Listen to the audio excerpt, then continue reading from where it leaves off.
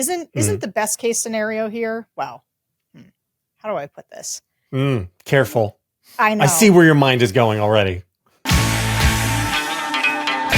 Hello, everyone. This is JVL here with my best friends, Sarah Longwell and Tim Miller of the Bulwark. Alive and well, no bruises. And well, unlike our president who had a near-death experience this weekend. And I'm thrilled that he made it. It's great. I don't know how much longer he can hold on, but my thoughts and prayers are with him. I know some people are saying that he was perfectly healthy the entire time, and I say, prove it. What? Goes, I want to see a cankle with no sock on. Okay, that's when I'll let you know. I'll give you a clean bill of health once I can see your ankle sockless. All right. That's what I'm looking for. Wait. I haven't gotten to talk about the Trump. Where is he? Is he dead thing? Really? Yet? Where have you been? What? Well, I mean, I just haven't done a take on it. We could have used you this weekend. I'm carrying the load. I'm out here on Labor Day in the content mines doing Trump death takes. I wasn't doing anything. JVL. I would have just done it with you. Okay. We gotta talk to this team about that. I have some notes. All right, let's move on. Do my take? Do your take. Okay, go ahead. Which is this? Here's the thing about Donald Trump. It is his fault that these things are happening because Joe Biden disappeared for 3 days, or nobody heard from him specifically for 3 days, right? Lloyd Austin did disappear for like a month. I think the Secretary of Defense did. Yeah, but I mean, just as a president, Joe Biden goes away for a few days. No one says much, right? Joe Biden has to have not had a pool with the reporters for a long time before anyone feels like something's out of the ordinary. Because Donald Trump communicates at such a rapid and intense fashion, he never shuts up for 1 minute. We notice his absence. Even for like hours, we'll notice his absence. And so this is going to be tough for him as he ages and he needs a little break, a little rest. People are going to notice when he's gone. He needs a body double. Don't say that. We didn't comment on seriously. This, Sarah. Then I'm joking. Just don't take me seriously. I'm joking. There is a scene in The Death of Stalin where they go and they're like, go shoot all his body doubles. Because Stalin, of course, like most dictators, had a bunch of body doubles. Anyway. Okay, we are taping on Wednesday afternoon, mere minutes after the Epstein victim press conference. Who is this Epstein everybody's talking about? You guys are going to have to carry the load here and fill me in because I don't even know what any of this is about. Is this a story that happens in American politics and in the news? Are we still talking about Epstein? He's been dead for so long. Who Epstein Barr? Like Jeffrey Epstein. I think. Oh, Jeffrey I do think it's interesting that Mike Johnson thought that he was going to go on vacation for a month and a half. Mm-hmm. He's like, here's my big solution. This is becoming a problem for me.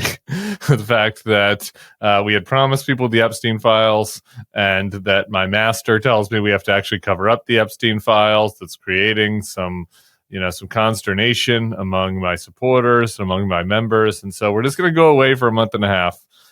We're going to bank on the fact that Donald Trump will do some crazy shit and that we'll come back and invade a couple of American cities with the National Guard. Exactly. We'll get to come back and talk about that instead.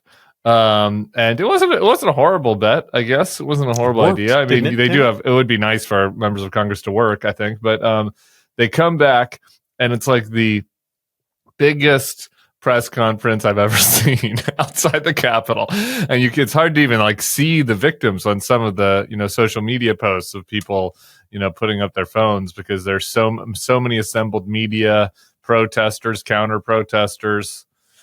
It's quite the scene. So I don't think the strategy worked for Mike Johnson, is my take. Well, it also came on top of last night. They re-released a bunch of previously released Epstein files and called it a new releasing of files. And I mean, nobody. You think JVL thinks Trump voters are stupid? Not nearly as stupid as Donald Trump thinks they are. Donald Trump thinks his voters are so stupid that they can just keep re-releasing the same information. This is what they did with Pam Bondi when she handed out the folders to the creators, the content creators on the right. It was all public information. This time they did all the public information again, and then some new stuff that's all redacted or meaningless. So like there's nothing in there. Now, I think JVL is asking though, Tim, didn't it work in the sense that we all, for a brief period of time, the month of August, stopped talking about Epstein. Mm-hmm. And we did focus on the fact that there were National Guard troops stationed in America's capital city, and people were throwing sandwiches at them. I think that it worked insofar as we did stop talking about it for a brief period of time, but it was not a durable strategy, right? It was a can we take a break from this? And if we do enough excessive things, will people talk about other stuff? We will, but this is not going away. Like, it's still here. And I think it's been brimming just enough below the surface. If you go look at what's happening outside right now, or this, like right now as we speak, Perticone is out there and he's texting us. People are really upset. Like, I was like, oh no, are they going to go inside? Are they going to try to go inside? Don't try to go inside, anybody. But like Nancy Mace left. Does anyone have horns on? Nancy Mace left the private briefing in tears. Because the reminder here, having the victims, and this was previously scheduled. So like, we knew this was coming. Congress knew it was coming. Mike Johnson knew it was coming. And they were going to push for this vote to have DOJ release the files, which the Republicans are obstructing. And so I just don't think they've skirted it. I think they only got a slight temporary reprieve where Donald Trump, it's like the caravans are coming before the 2018 election where they get mowed down. Yeah, I guess I just think that there's some people who have expectations who are out of whack, including some commenters on our pages and listeners of the show, as well as JVL himself. Like, there's like, I think if anyone's expectation was that the Epstein cover-up was going to be the silver bullet that ended MAGA, they've been misinformed by people. It never was. It was if they thought it was going to mean that the scales were going to fall from every manosphere podcaster's eyes and they were going to start becoming members of the K-Hive, like, that was not going to happen. Like, this was a story that it creates some problems for him in his own base. It creates some problems with him among some of the key supporters he's brought on. It is obviously something the administration is struggling to manage. And so in that sense, it's a little bit of a political problem for him. That's what I've said for the start. I think it continues to be. But I think also the expectation was like, oh, the Epstein coverage is going to be leading the nightly news like from now until the end of Trump's term. Like, it's also not that kind of story, right? Like, it's a story, it's a big story, it's a cover-up. There are a lot of other stories. There's no shortage of news out there that people need to cover that are very important. There are no shortage of other obligations that this administration has and other initiatives they have besides distracting from the Epstein files. Like, they have other things they're trying to do that are pretty nefarious, and so those are going to have to get covered. And so, like, I don't know, to me it's like this story is a problem for him because it's going to linger. And there's going to be at least some subsect of his base that is going to care about it. Maybe it's a small subsect, but any small subsect matters. And I think that it's something that is that what I always said was not that it's going to be in the news every day until then, but that they've botched it so badly that now, no matter what, now, if the Democrats are able to get their shit together and take over the House and overcome the, let's call it, gamesmanship that the administration is going to try to engage the hijinks, the gamesmanship and hijinks. If they're able to overcome that and take the House, then in 2027, Kash Patel and Pam Bondi and others are going to have to be testifying about the cover-up. So this story is going to continue 2 years from now. In 2027 September, there will be news on this story. So, like, to me, that is the threat to them, that it's something that could linger for a very long time, and that some portion of their supporters might make them disillusioned to varying degrees, and I think that continues. So is that wrong? If postulated that way, is that incorrect in your view, JVL? I mean, I would make an analogy. We had in 2019 the perfect phone call between the president and the president of Ukraine, in which he was trying to solicit election interference by withholding congressionally mandated arms from an American ally that was under threat of invasion. That country was invaded. We have had constant drumbeats of news about that invasion ever since, and nothing from Trump's attempt to blackmail the Ukrainian government has helped, because this is all exposure therapy. Is every time this story goes away and comes back, when it comes back, it matters less. So I disagree, and okay. I think I've been. This more is bullish. I'm just making a hypothesis. Yeah, no, I know, sure, but I think I've been more bullish on you guys from the jump. I was more bullish than you and Sam when this first started happening. I'm still more bullish on it. Here's the reason: Trump looks legitimately afraid. Like right now, what they are saying to Massey and any Republicans who vote for it is that it will be viewed as a hostile act against the White House. And why? Why is he sending National Guards? I mean, I think the National Guard stuff is in part a distraction from Epstein. I think he wants to talk about Epstein, zero. He does not want this out there. The way that I'm sorry to interrupt, but you said you do think the National Guard stuff is a distraction from Epstein? No, I think I think he is purposefully, in part, trying to distract from Epstein. I think he didn't like the conversation. He's changing the conversation. This is how he goes on offense. He tried a bunch of other things. Remember?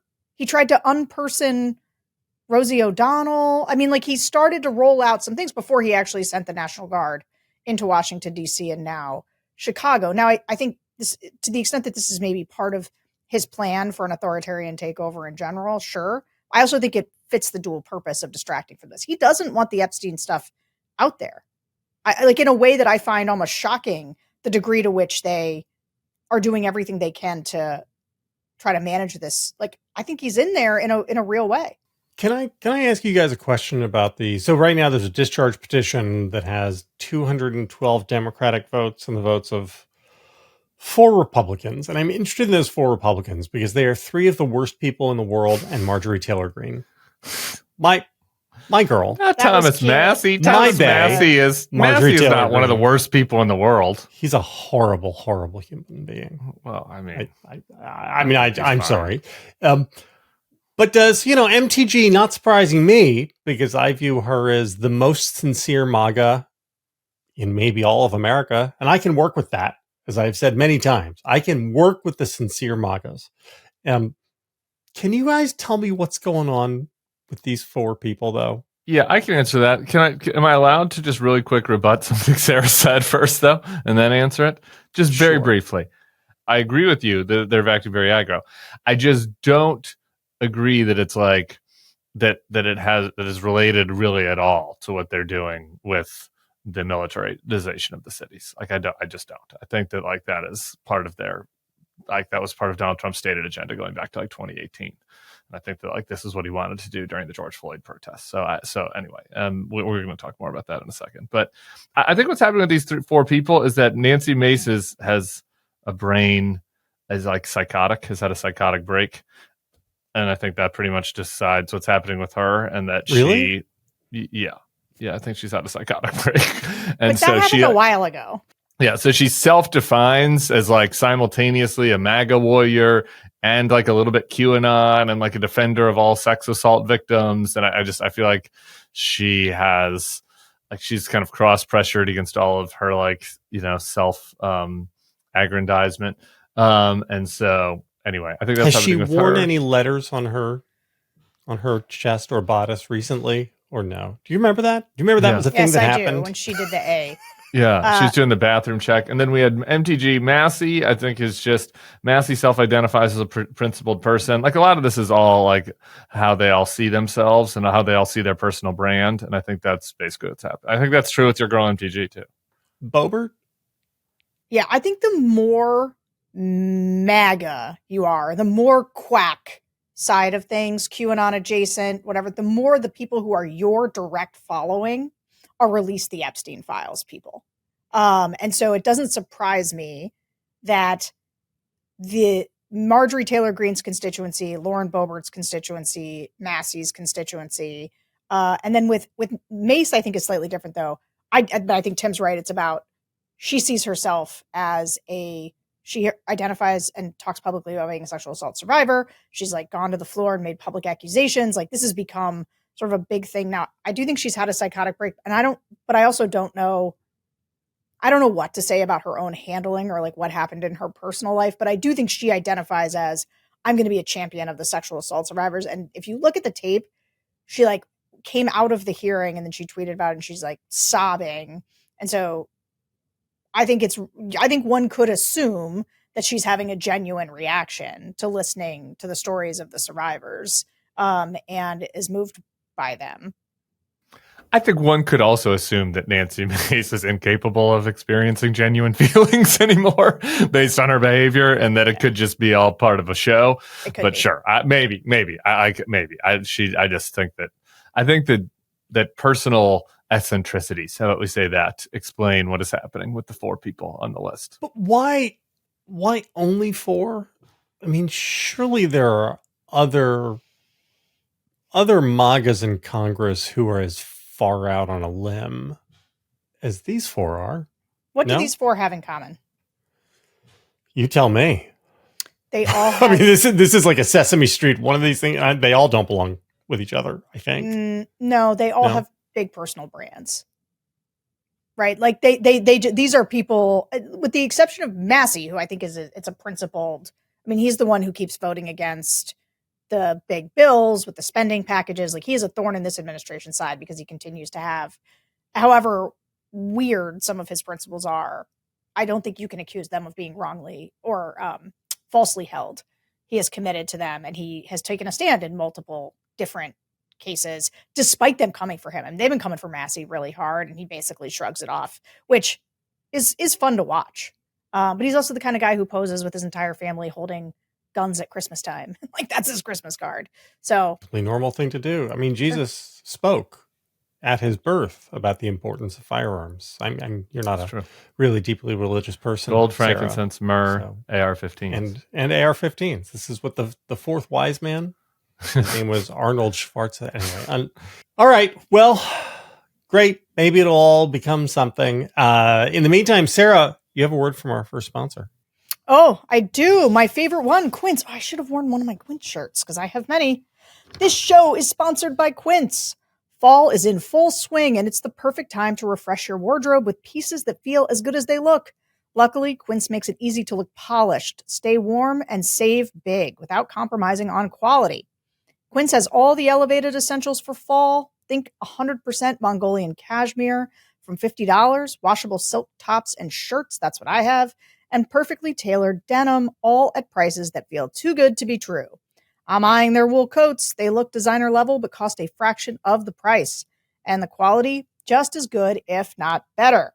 By partnering directly with ethical, and this is important, sometimes when stuff's really cheap, you got to worry about, is it produced ethically? But these are ethical top-tier factories and cutting out the middleman. Quince cuts out the middlemen to deliver luxury quality pieces at half the price of similar brands. It's the kind of wardrobe upgrade that feels smart, stylish, and effortless. I probably told you guys this before, but I've got my favorite leather jacket. Actually, one of my best friend's favorite leather jackets is a different one. She's got a black one. I've got a brown one. They come from Quince. Before Quince was ever a sponsor, I had this, and I wear it all the time in the fall. And because this is finally the time of year, guys. It's flannel season. This is lesbians' sartorial Christmas. But over that, I've got to wear something cool like a leather jacket, which is where, and I'm probably going to have to get different colors of leather jackets because I really like this one. You know how I am. I find one thing I like and I get it in 4 different colors. I'm not that imaginative about my wardrobe. But are there any leather jackets that like seamlessly go into fingerless leather gloves? You know, I'll have to look. I'll have to look. That would be really cool. Committed to this bit from really 2007. Cool, it could slide all the way through. I don't even remember what we were talking about that he decided lesbians wear fingerless gloves. But he has never forgotten it. I've seen it a lot. Okay. Keep it classic and cozy this fall with long-lasting staples from Quince. Go to quince.com/thenextlevel for free shipping on your order and 365-day returns. That's QUINCE.com/thenextlevel to get free shipping and 365-day returns. Quince.com/thenextlevel. Thanks, Quince. Sarah, I had brunch with some lesbians this weekend. Some lesbian parents at school. We had a little sleepover into a brunch, and we didn't. The children had a sleepover. Sure. The lesbians and I didn't have a sleepover. And you know, I was hearing the drama. They were sharing over a couple of mimosas. Ooh. They were sharing about drama in the friend group, and I was like, "This is taking me back to 2007." We're on, 17th Street with Sarah and her crew. A lot of a lot of feelings and drama in lesbian friend groups, but the ties that they bind, though, over they're time. a very delicate ecosystem. That. Somebody should. It should be the West Wing meets the L Word. We call it Below the Beltway. Some producer hit me up. I've got the pilot written. I don't even know what to say JVL. about that. All right. So next topic, we had a couple of interesting court decisions in the last 36 hours about signature Trump initiatives. The first one, a court saying that the tariffs, that's not constitutional. It says right here in the Constitution that the Congress does the tariffs. The president doesn't get to do that. It's just like black and white. And the Trump administration is appealing to the Supreme Court for immediate relief. We also had a ruling for the sending of the National Guard into Los Angeles was unconstitutional. I have to say, I find it very hard to take these rulings seriously because they happen after the things have been done. And like once you're in a world where the president just does the things, and then afterwards the court says, no, that was not constitutional. Like, well, I don't know. They fucking did it, didn't they? Well, we'll see. I love the tariff one. I don't know if you've seen this story. Even the Trump's people are hedging on it. Nutlick has companies being run by this like 28-year-old Nepo baby. And they're currently engaging in these trades where basically they give the companies that had to pay tariffs like 25 cents on the dollar for the cost of the tariffs. And then if the court forces the government to pay the companies back because the tariffs were wrongly collected, then Nutlick's kids company collects 100% of that. So like they're figuring out the how tariff insurance. Yeah, kind of. Yeah. They're trying to reinsurance. They're trying to figure out how to, no matter which way things go, the Trump and Lutnick kids get money. So that's a plus. So that means that they're at least hedging their bets on this little, which is better than, if they felt like they had gone to full dictator mode, you would think that Howard would tell the kids, I probably wouldn't do this because we're never going to pay it back because we've gone full dictator mode. So in some sense, the corruption, that type of corruption is a little encouraging. I guess. I mean, I think I can safely predict that whatever the Supreme Court decides, Trump will declare victory and say that it was all the art of the deal and that he got exactly what he wanted. And so either the tariffs will continue indefinitely, which will be exactly what he wanted, or the tariffs will be destroyed by the Supreme Court and we'll go back to whatever they were pre-Liberation Day. And Trump will say, the tariffs will be destroyed by the Supreme Court. The economy will continue to go bad and Trump will blame them, not him. Like, see, if you'd let my tariffs go through, we'd be in good business. Right. Either way. Right. But it's all art of the deal. Yeah, but okay, hold on. Isn't the best case scenario here? Well, how do I put this? Careful. I know. I see where your mind is going already. I want the stove touching on tariffs. There are places I don't want the stove touching. I don't want the stove touching on vaccines. Many children will die. I don't care. I don't care for it. But on the tariffs, I'm just like, I want him to own the economy. He's going to wreck with these tariffs. And you know what? Don't save him from himself. Now, I would like the Constitution upheld. And so, good That's Sarah. the problem, right? Good Sarah says, Supreme Court, please keep following the Constitution. However, if you find one of those weird loopholes like you did where Trump gets unlimited immunity from everything he does, if you just want to make something up, give him the tariffs. Because I would like him to take his really dumb, stupid, idiotic idea, make it a reality, and then have to own it. This is one of those things where you have the fart-sniffing, high-minded, conservative intellectual would say, see, look at how good Trump is at forcing his foes into bad choices. Yeah. Saw us the other day, these foes, they're stuck either wanting, it's look at how great he is when you just break the law and act with impunity, you make your foe, you corner your foes into either wanting to uphold the law or wanting popular policies to be implemented. The whole thing is really kind of infuriating. So that's why I guess, Sarah, what I would do is I'd absolve you. What you wish for doesn't really matter. What you wish for is the best case scenario. It doesn't really matter. I think that on the merits of this, we know that Trump is both breaking the law and doing stupid policy. I think maybe we could just focus on that. You know what? I have a better solution. Great. Trump does what he should do, which is send it to Congress and then let Congress, right, who is the one with power to do tariffs, all cave to him. Yeah. And then we'll still get the tariffs and we'll have done it constitutionally. Just that is a great solution. Are you listening, John Thune? Why don't you just codify these tariffs? Where is John Thune? Isn't he the Senate Majority Leader? Do we ever hear from him? Is John Thune alive? Have we checked out his hand of the ruses? So the checks and balances, they're not working. The checks and balances, they're broken.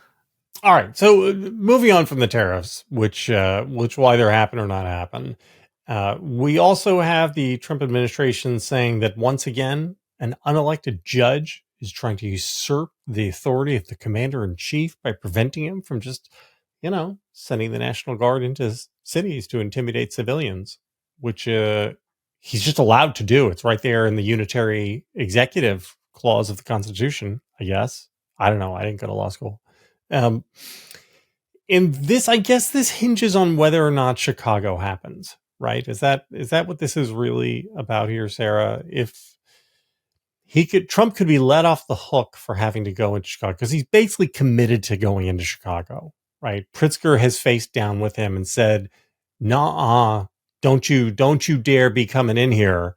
And Trump has to do it now unless the Supreme Court stops him. Well, They only stopped him from LA, right? This doesn't preclude him from doing the other places.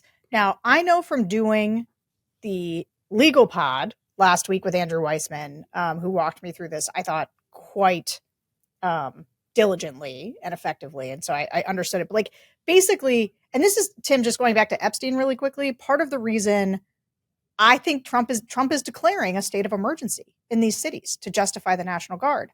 There are black people in these cities, Sarah. Well, have you seen how many black people are in these cities? Well, this is where you get this is where the conversation around is crime going up or down or whatever. The point is it's not an emergency.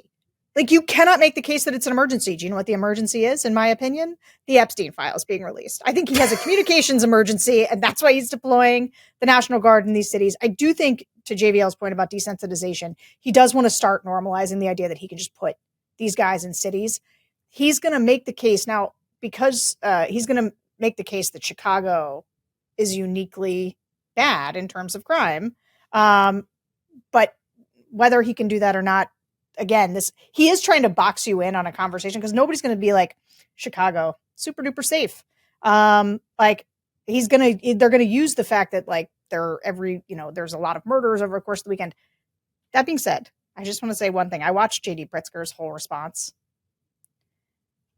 JD Pritzker has done the best job I've seen so far of just saying directly what Donald Trump is doing, including addressing pundits who end up living in the trap of because listen, I live in DC. I will not deny the crime. I also want these guys to get out of the city. Muriel Bowser, sorry. I'm just going to do a quick riff on Muriel Bowser, who I'm so angry at. Oh, I want a big line. Don't truncate yourself. I want the full riff on Muriel Bowser. I cannot believe how she is handling this. They are basically saying, although they did say they're not necessarily going to cooperate with ICE. They put out a big list of federal agencies they're going to cooperate with. ICE wasn't on it, but all of her public statements have been this is so great to have the federal government here. And I cannot believe what she is saying is you took $1.3 billion away from this city. And so instead of me being able to hire my own cops to walk the beat, who know this city, who know the people who are here, right? You're going to send in federal National Guard to pick up trash and plant trees. Other people can do that. People who actually live here and aren't in uniforms and don't cost exorbitantly more in tax dollars. And instead of pushing back, instead of defending her city, she is turning it over to Donald Trump. And I understand DC is a particularly difficult place because we have this home rule thing. We're right here, where the White House is where we are. And so it's all wrapped up together. But still, she is setting the worst precedent for how to behave in these circumstances. And watching JD Pritzker handle it, that's the best I've seen it handled. The best. Why is Bowser doing this? I'm sorry, what's the governor of Illinois' name? JB Pritzker? Okay, sorry. I thought you were saying JD, like JD Vance. It is quite possible, actually, that I could get into. That's, B's and D's are tough. All right. These are tough. Well, I think that's important whenever people get mad at you for saying I have a Kamala. follow-up question for Sarah. Why is Steven on mispronouncing names? Why is Bowser doing this? I mean, this just seems like terrible politics. In addition to being sort of wrong on the merits, it also seems to be wrong on the politics. It's one of these things where I can't quite, I just look at it and I think that doesn't make any sense. She's scared of them. Like, she does not want them to take over the city fully, so she feels like she needs to play ball because they're angling to take over using home rule to take over the whole city. And so I think she is just playing a scared game, and I'm really disappointed. And, we've got, through another project of mine, we've got signs up all over town about taking off your masks. Here's the thing. This thing with Epstein, everything that they're doing is about covering up. They cover up their faces when they come to take people off the streets. They're covering up the Epstein files, right? This is the least transparent. They instead of voting on things in Congress, they just adjourn. Trump is taking. There's a story about Mamdani's mom. Maybe she took money from Qatar. You know who else took money from Qatar? Trump took a plane from Qatar. Air Force, like, they're gonna retrofit it. I mean, what are we talking about here? So, like, I'm not gonna, like, act like a crazy person who doesn't say that there's crime in Chicago. There, of course, is. There's legitimate problems. None of it is such an emergency, meaning new, different, accelerated, unhandleable. And so JB Pritzker's point about what Donald Trump is doing optically, politically, substantively, that is how you handle it. And that guy, for me, is doing, it's like quite as handsome as Newsom. Like, if he was, we had like Newsom's handsomeness and JB. Yeah, I'm not saying he's not. I'm not trying to denigrate it. I took a lot of heat. Last week I complimented Newsom, and everyone still yelled at me. So guess what, guys? I'm not even going to bother complimenting Newsom ever again. You can't please people. So you're offering high quality takes. It's not for everybody. All right, people are looking for mass market slop, and you're providing too much. These are artisanal. Yeah, this is artisanal. Too much flavoring. I have an artisanal take on this, actually. So right before we got on, or maybe as we've been on, Trump's in the Oval Office having another press conference.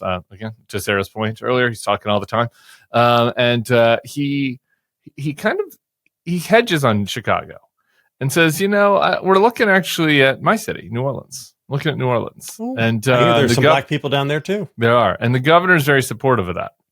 He mentions, and I do wonder. Again, this is the tiniest sliver of, like, you really have to squint of a silver lining. But if Trump is somewhat cowed by the court ruling, in LA, and decides, well, maybe the next step, maybe as we continue to dip our toe into the water here, we dipped it into DC to see how that went. We've got more control than we should because of these kind of rules about home rule, et cetera.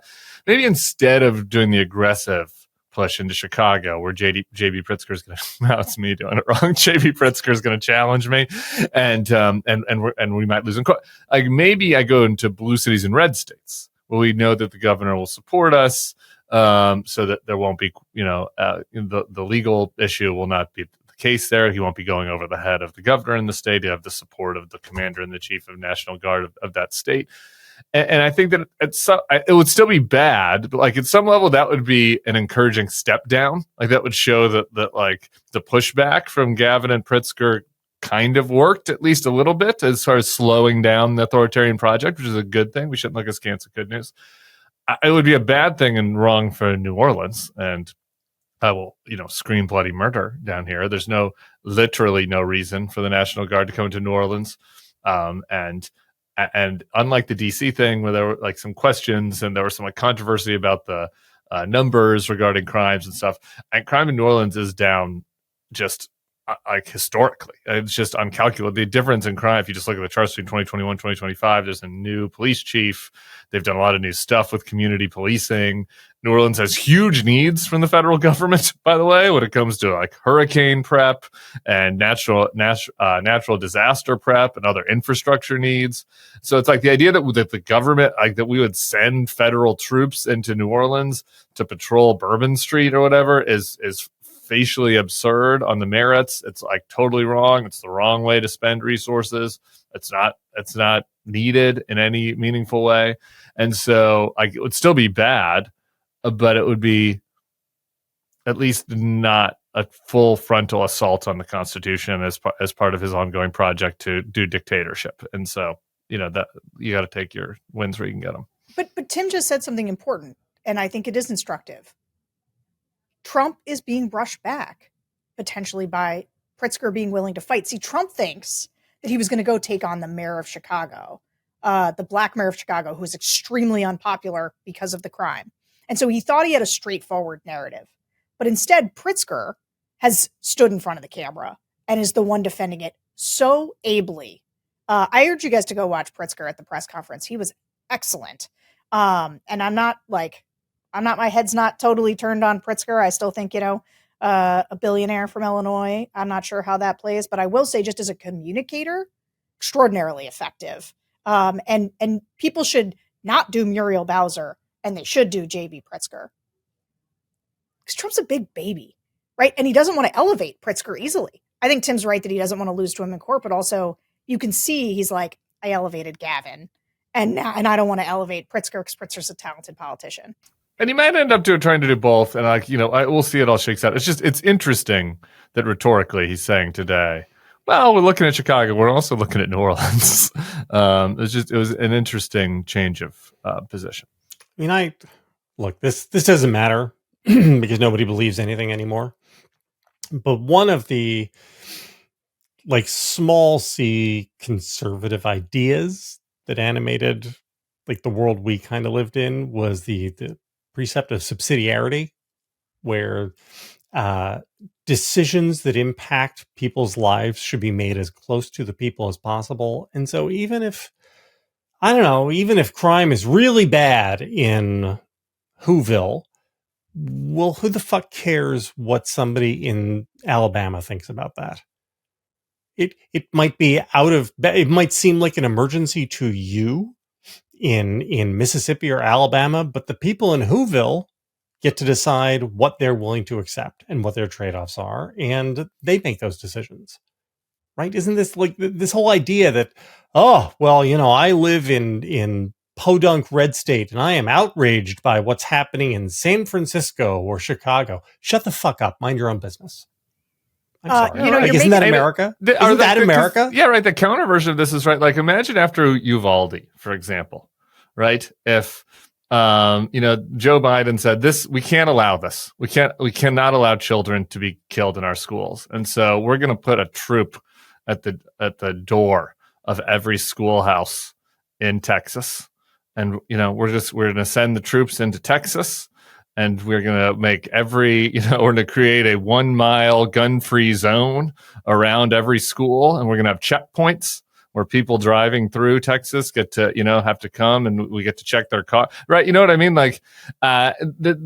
That would obviously, rightly, conservatives would be outraged about, the federal government incursion, individual rights, et cetera. And there would be nobody on Fox would be saying, or Scott Jennings wouldn't be saying, oh, what a loser this is for Joe Biden. What a loser that's, there are people, sorry, I had that backwards. They wouldn't be saying, oh, what a loser this is for Republicans being on the side of school shooters. Like Republicans now are coming in on the side of school shooters. They're saying they don't want help. They're saying they don't want the school shootings to stop. Right? Like, it's ridiculous if you imagine it in the inverse. And yet, this is just the state of affair. Like, this is just where they're living now. Like, that debate doesn't even happen over on the other side. Yeah, and JVL, let's stomp on this one thing about conservatives. And to Tim's point, distrust of the federal government was the literal animating principle of the entire conservative movement that I came up in. And the idea that they're now like, yes, no, you should send those troops into every major American city. And like to your point about local, like federalism is like the biblical tenet of like, so everything they're doing, this is one of the things that just drives me bananas right now is watching the entire conservative movement just abandon. And I know everybody's going to be like, oh, they abandoned them a long time ago, blah, blah, blah. The extent to which this is the absolute inverse, like the deep inverse of everything you were taught as what it meant to be a conservative or a Republican cannot be overstated. Remember the phrase states' rights? States' rights, limited government. Yeah. Not no more. We have more talk about national conservatism coming in a second, but first, you guys are driving me to drink, and as usual. And let me tell you, if there's a surefire way to wake up feeling fresh after drinks with friends, it's pre-alcohol ZBiotics. Pre-alcohol probiotic drink is the world's first genetically engineered probiotic. It was invented by PhD scientists to tackle rough mornings after drinking. Here's how it works. When you drink, alcohol gets converted into a toxic byproduct in the gut. It's a buildup of this byproduct, not dehydration, that's to blame for rough next days after drinking. Pre-alcohol produces an enzyme to break this byproduct down. Just remember to make pre-alcohol your first drink of the night. Drink responsibly, and you'll feel your best tomorrow. I did my best with ZBiotics and hydration at the Oasis concert last Thursday. And I felt like I put out a really great podcast the next morning with Tom Nichols, So I think that it's important. You can enjoy yourself. You can have your ZBiotics. You can have a couple bottles of water after the show. And, and still life presses forward. I had some negative feedback. I also had some glitter on my eye during that podcast and a few pieces of negative feedback from the listeners who don't want me to enjoy myself. And let me tell you, I reject your feedback on this front, just like Sarah rejects your feedback on Gavin Newsom. Where is this? Fall's right around the corner. So that means it's time to raise a glass to your favorite team, whether you're tailgating at Tiger Island or watching Sunday's action on that fancy new TV. Don't forget ZBiotics pre-alcohol probiotic. Go to zbiotics.com/nextlevel to learn more and get 15% off your first order when you use Next Level at checkout. ZBiotics is backed with 100% money-back guarantee, so if you're unsatisfied for any reason, they'll refund your money, no questions asked. Remember, head to zbiotics.com/nextlevel and use the code NEXTLEVEL at checkout for 15% off. You're my Wonderwall, Tim. Thank you, You're Sarah. my Wonderwall. Don't look back in anger at what the commenters said about you. Speaking of conservatives, we had the National Conservatism Conference, the NatCons, and there are just really two things I want to talk about from it. The first is from Senator Eric Schmidt. Schmidt is, I believe, his. Is that a Mayflower American name? Is Schmidt is Schmidt English? Is Schmidt Mayflower American? Is that Native American? Here's what Herr Schmidt said. Native American? Our ancestors would be astonished to learn that they were fighting for a, quote, proposition. They believed they were forging a nation, a homeland, Vaterland, if you will, for themselves and their descendants. America belongs to us and only us. If we disappear, then America, too, will cease to exist. There's so much going on in this, beginning with talking about Senator Schmidt's ancestors. You got to read it in the original German for us to understand it. Holy shit. Holy shit. This is like the 14 words. I don't even know. Am I making too much of this? No. Because this is not just like, hey, maybe blood and soil isn't such a bad. This is not that. This is like full tiki torch shit. Yeah, I hadn't seen anybody else. So I said the thing about Schmidt. Boy, that sounds probably German. So like, and I sent it like 10 people before I did, because I was sort of also like, I don't want to make fun of somebody's non-specifically, his last name's not Smith, it's Schmidt. And I don't even know, what is an American last name even? We are all, it's like these people who claim to talk about America couldn't more fundamentally misunderstand the whole thing we're doing here. But yeah, his ancestors are from Deutschland, and he doesn't get to tell everybody what he just means white people. And he couldn't be more clear about it. You know what the proposition is? They'd be mad about the proposition? You mean the one about all men being created equal? God forbid we do that. It's dedicated to a proposition. The fucking document. It's right there. It's not a subtle about what America's about. Here are a couple other phrases from Eric Schmidt. We Americans are the sons and daughters of the Christian pilgrims that poured out from Europe's shores to baptize the new world in their ancient faith. Are you? Was his ancestor a pilgrim? Because I'm from a Catholic Christian family. My ancestors weren't pilgrims. I have a German side and some Irish. I've got a Lebanese. None of them were fucking pilgrims. I don't think Eric Schmidt's people were pilgrims. Our ancestors were driven here by destiny, by burning belief devoted to their cause and their God. Yeah. Their cause was freedom of religion, freedom to profess whatever faith you want. It's right there. It's the number one amendment. It's like the whole reason they crossed the ocean. He goes on to, and I guess they deleted this, so I don't have it in front of me, but he goes on to also do this shtick that I fucking hate.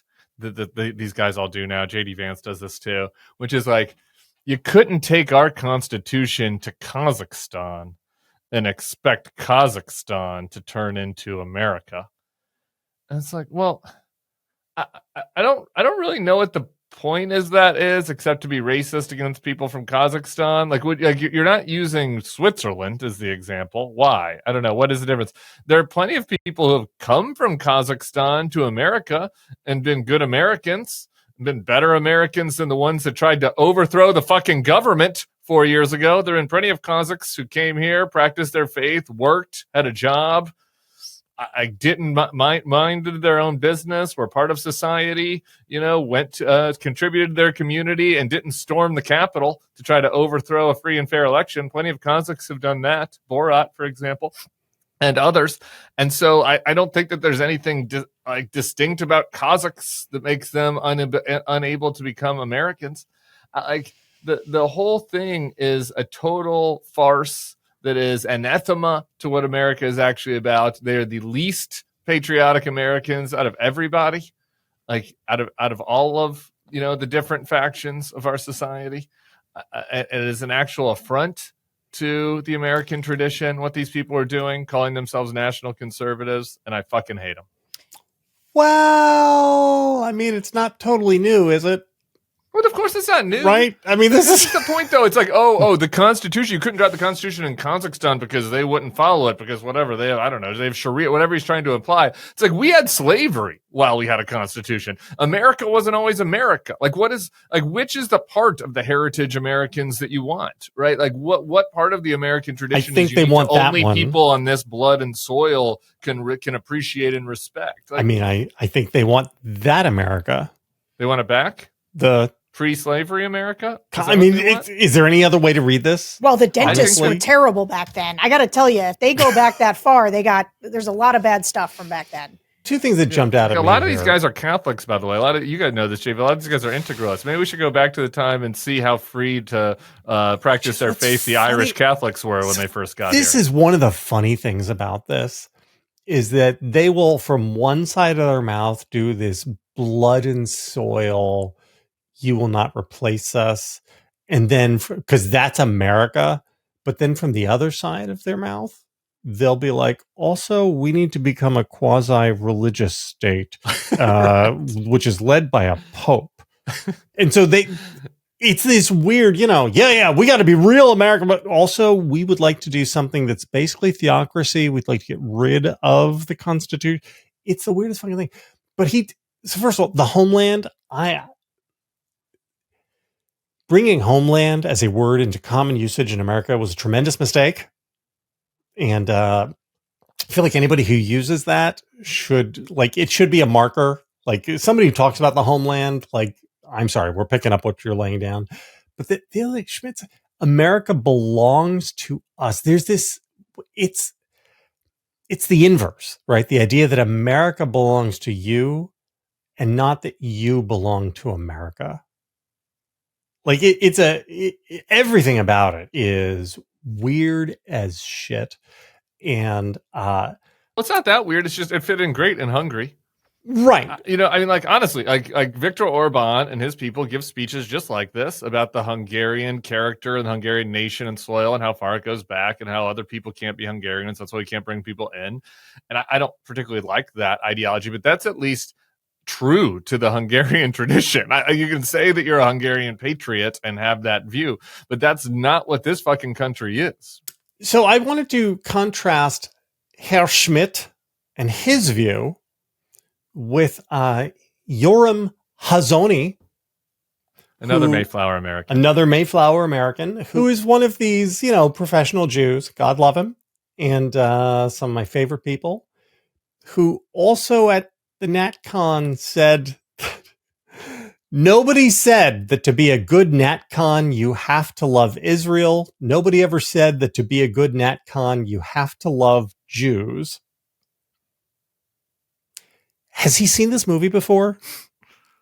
It is weird as shit to me to see somebody who is like really, really preoccupied with the welfare of Jewry to stand in front of a room of people talking about people named Schmidt talking about the homeland and invasions and to try to alibi them. I don't think that's what was happening. Did you listen to his whole talk? He turns. He makes a turn. I think there's a but. Tell me all about it. Well, I didn't watch the whole thing, but I did read that he was saying something, how surprised he was to see how much anti-Semitism was coming from the right.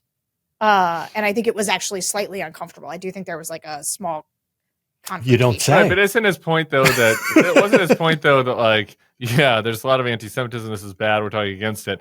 I'm not here to say that you need to be a big fan of Israel to be a NatCon, or to say that you need to love Jews, but you have to, right? Like, yeah, just as long as we're respectful to each other, as long as we encounter with them, we should treat each other as brothers. I think he literally, I would say actually not liking Israel is essential to the NatCon proposition. Sure seems like it, doesn't it?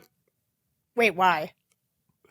Well, because what do we care about Israel's interests? Conservatism is that we shouldn't give a fuck about anybody that's in these other countries unless they're in our direct interest, right? And so why, like, if you're a national conservative who believes in blood and soil American nationalism and putting Americans' interests first, why would you be forgiving $3.8 billion to Israel, who hasn't given any money to us or who hasn't done anything for us? I'm just saying, like, that would be the rational view of their worldview. I would think would be to not, maybe not to hate Israel necessarily, but to not feel like we have any obligation or should have any involvement in it.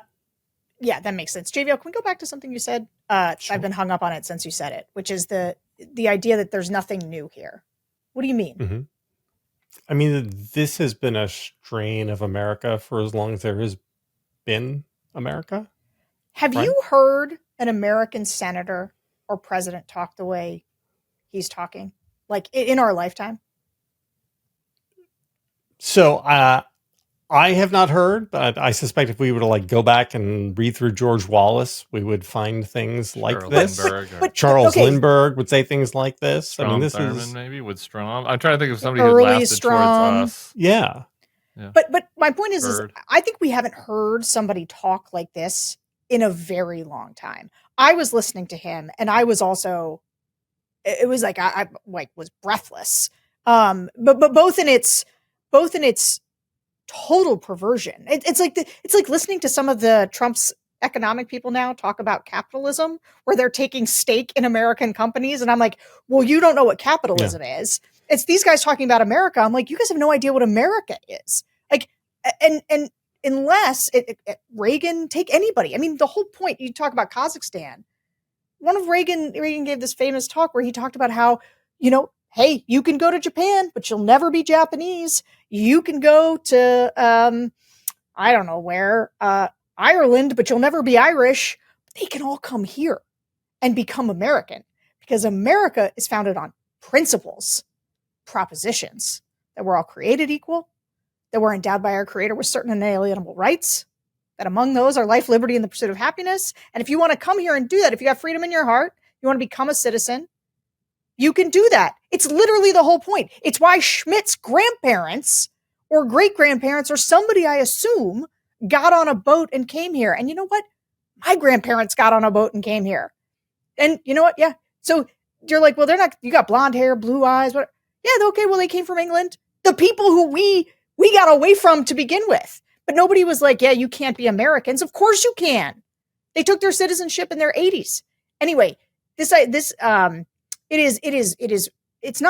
racist and sort of Christian nationalist, but more importantly, it's wrong. Like not just morally wrong, like on paper wrong. So I want to pull at some of these threads here because I think it's important. Our colleague Ben Parker quipped in Slack about the NatCon conference. He said, it amuses me how many people thought they could be the intellectual leaders of an inherently anti-intellectual movement. And that's funny because Trump gets that, right? I mean, I don't think that you would never hear Donald Trump say things like Herr Schmidt is saying.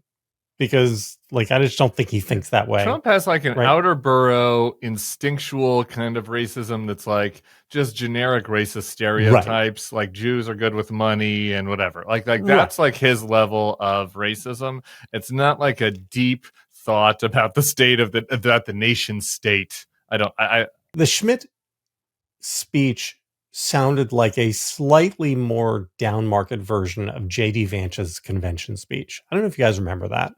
Like at the Republican convention, J.D. Vance's speech was, walking these same lines. His Claremont speech was the same as this, basically, like a month or two ago. So here's my big question is, post-Trump, does this stuff wind up at the forefront or not? Because this stuff is just sort of happening in Trump's slipstream, right? Trump is the big populist daddy. He's doing his thing. He wants a military dictatorship. He wants to be able to loot the country and the rest of the world for his family's financial benefit. But he doesn't really worry about the homeland, I don't think, except as if it's useful to him.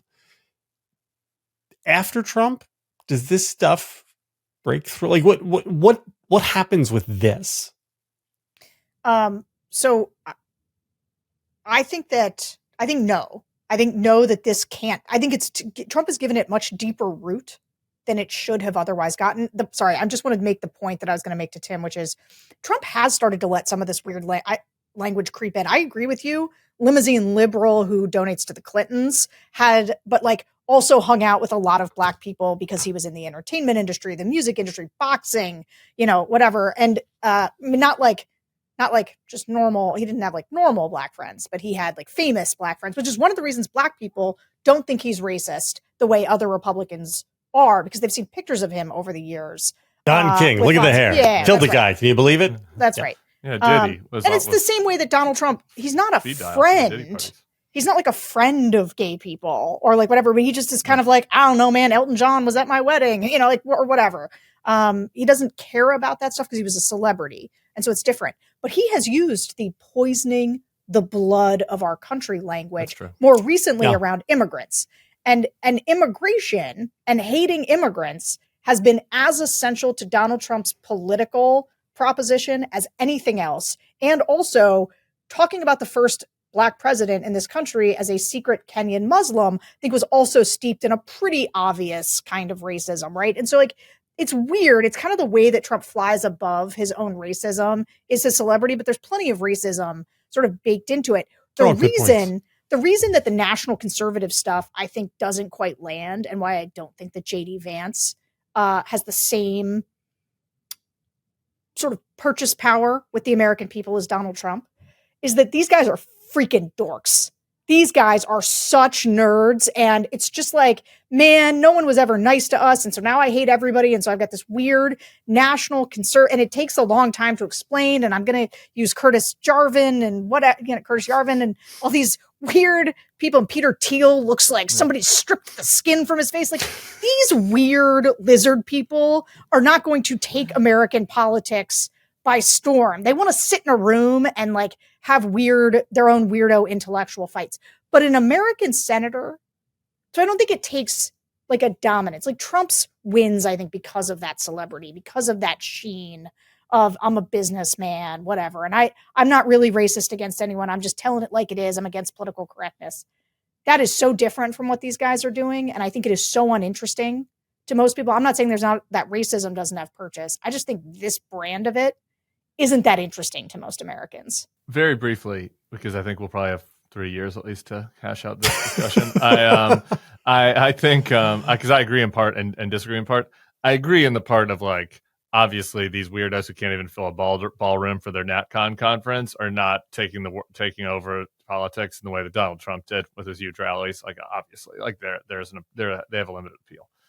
I do think though that directionally speaking, the GOP is moving this way, and that like whoever comes after Trump will be more like a blood and soil Hungarian right wing candidate than they will be like Reagan. I mean, that's obvious, but I mean, even like I think that like this strain and the nerds that are in this room might not be the candidate, but they will be the speech writers for whoever the next person is, and they'll be the policy people at the State Department, and assuming we continue to have a Democratic Republic, right? Like, I just think that like whenever I get asked this question in a panel, I'm always like, look, everywhere around the world except for us, England, Canada, and Australia, except for the Anglosphere, like the right-wing party is a blood and soil nationalist party, and I feel like that's probably the way this is moving to. All right. Before we get out of here, you guys had wanted to talk about a big story in Wired that is the most important thing in the world for some of the people on Blue Sky. Is that a fair way of characterizing it? Yeah. And TikTok.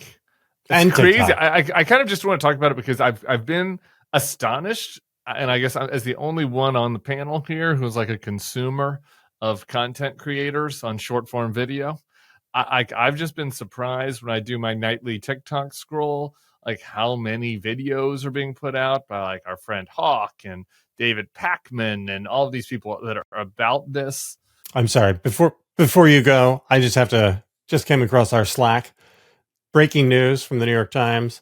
Trump advisors have discussed a job for Eric Adams to quit mayor's race. The discussions are said to be part of an effort to clear the field for a one-on-one general election race between Andrew Cuomo and Zoran Mamdani.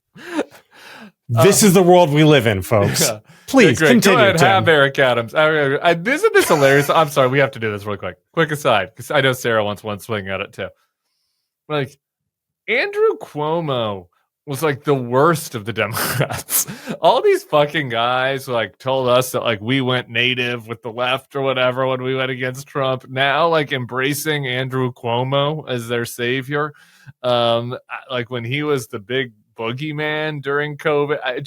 It just shows you how like it's factional infighting all the way down. Curtis Silva also in discussions for a role in the Trump administration to help clear the field. Yeah. Will he wear the beret? I hope Sorry. So. Sarah, do you think that Cuomo is talking to the Trump people? Of course. I mean, can you see what an embarrassment? Like, and it's funny as this race has gone on, you're still never going to get me there on like Mamdani as a policy person or whatever, but like anti. You're getting into you're anti. I am anti. Welcome aboard. Me and Bill have been anti for a couple months now. Yeah, that's great. I mean, Andrew Cuomo is just the worst.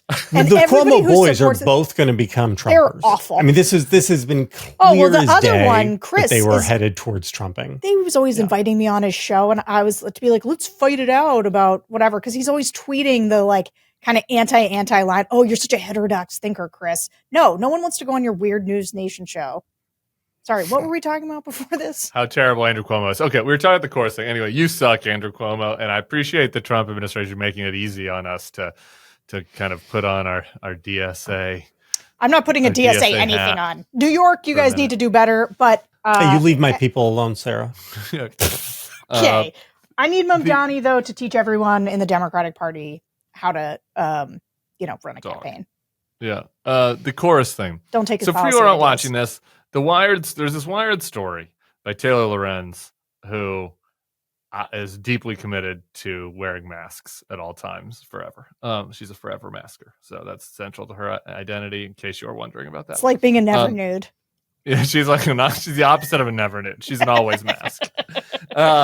Anyway, she wrote this article about this thing called Chorus, which people you might know. Some of the people, if you are in YouTube content, lefty world, like Brian Tyler Cohen is the main organizer of all this and some others. And essentially, Chorus, in short, took money from donors to like incubate other kind of creators to do liberal kind of Democrat pro-democratic TikTok videos and Instagram videos and Discord, whatever, like we're broadly defined creating.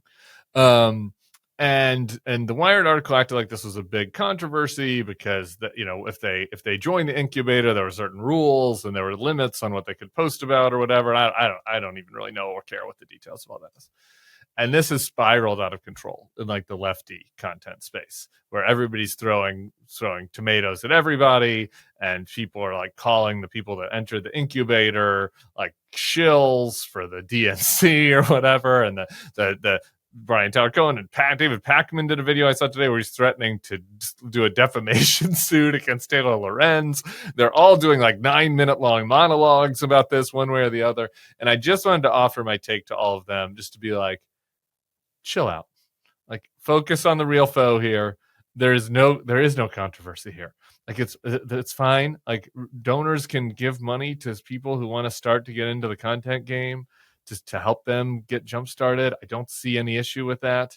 Like nobody's presented anything that seems like there was any nefarious. It wasn't like a secret CIA IDF effort. It was just like rich Democrats that like saw that they got their ass kicked on the internet by the MAGA last time and wanted more pro-democratic people out there. Like on the other hand, I also don't think that like the whole idea is that big of a deal, because like I think that the Democrats are really struggling with like non-politics content creators. I think Democrats are doing pretty well actually with people who just say, yay, Democrats are great and Trump is terrible. Like Midas Touch is crushing, Pakman is crushing, Brian Tyler Cohen's crushing. They're out there. Like there's not a shortage of that. Like the shortage is in comedy sphere, health, beauty, wellness.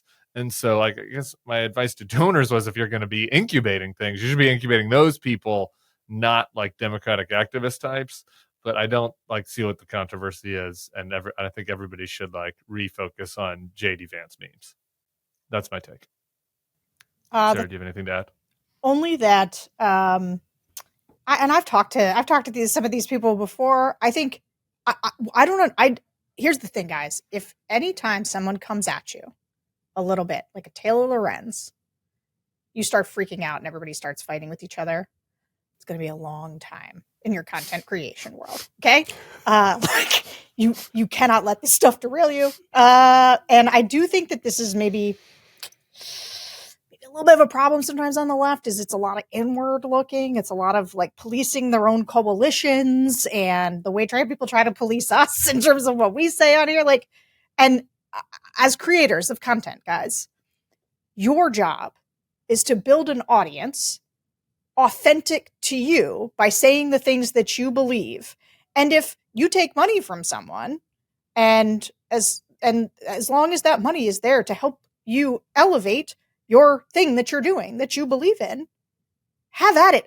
Tim Pool and all of the right-wing influencers are funded by Russian ops. Okay. These guys are given like $8,000 to little content creators and these massive right-wing followings. Like the Kremlin is underwriting them to the tune of hundreds of thousands of dollars. So I think everybody should just like, and this is where the left too, it's like, because Taylor Lorenz probably knows people, she was able to get their deck. So like, very few people on the left are able to get their hands on what the right wing is doing. Tim, we were there. They have been seeding the ground of right-wing influencers for decades now. Yeah.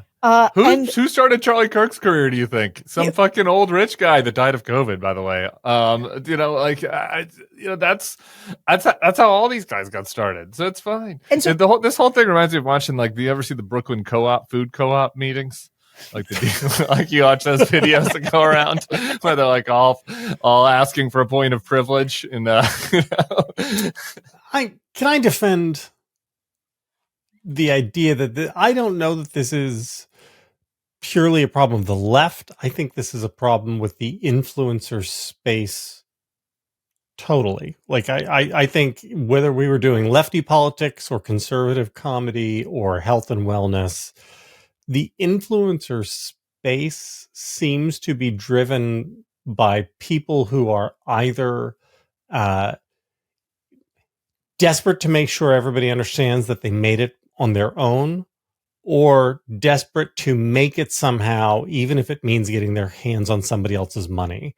And so anytime stuff like this comes up, in any of the spaces. My God, I see this in the watch space. In the watch influencer space, I see exactly this There's sort food of fight fighting in the watch all in the watch time. Space? And it's like, oh, well, so-and-so is getting, Nico's getting money. He's getting a taste from Rolex, or, Matthias is, Jenny is only getting where she gets because she's doing thirst trap stuff. I don't think this has anything to do with left stuff. I think this is just the world of content creation, and it embarrasses me to be part of it. That's why I still sort of think of myself as coming from journalism world, which is different. Very different. And everybody, just chill the fuck out. Get offline. This is the full Focus touch grass. on the real enemy. Hold on. I'm sorry, JVL. I'm just going to really quick push back on what the right wing influencer ecosphere does is support the shit out of each other. Like, do they? Yes. Yeah. Except, so there's some feuds though. There are feuds, but they use the feuds to elevate their brands, and they all know what they're doing. Candace and Tucker are on one side, and like Bannon and somebody else are on the other side, or I don't know who's on everybody's side. Yeah. And Megyn Kelly. So when you and I did that thing about Charlie Kirk saying Taylor Swift should submit or whatever, we wound up in Charlie Kirk's video, and then he has on Allie Stuckey or whatever, and he's like, Allie, make my case for me. They have each other on constantly. And I think that if I was giving advice to these influencers on the left who are trying to build these nascent movements, I would be like, no, you got to feed off each other. You got to go on each other's stuff. You got to, you all need to be in it together, not fighting with each other. Maybe or whatever. Fake feuds, though. Maybe this is a fake feud. Maybe this is an op. Maybe Chorus is behind Actually, this. Well, that's psyops. Yeah, I mean, we're talking about it now. Just a joke. I don't really think it's an op. All right, guys, good show, long show. It's great that we were all able to be together and celebrate the celebration of life for our president, the greatest president, Donald J. Trump. I'm glad he's still with us for another week. Thoughts and prayers that he's able to keep on keeping on. We didn't even get to the Chinese military parade this week, which I think I'm going to want to do a take with one of you guys on maybe later today. Has anyone talked about Trump's weird truth where he congratulates Xi and Putin and Modi for conspiring against the United States? I mean, that was one of the saddest things I've ever seen. That was like, I can't believe they went to the mall and they didn't call me. Don't invite me to go to the mall with them. Go into Bulwark Takes. Bonus Sarah and JVL time. Okay. Good luck, America. Bye. Be good to each other.